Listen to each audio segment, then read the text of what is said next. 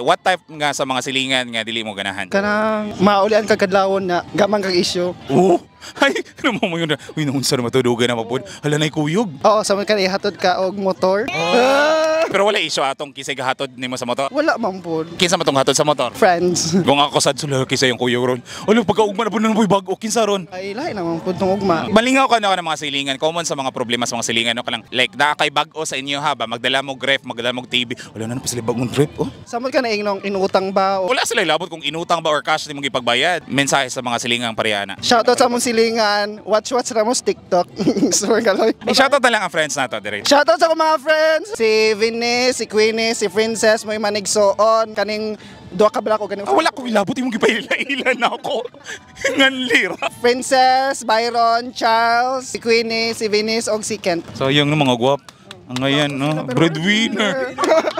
Provider ka sa family. Providers mga laki.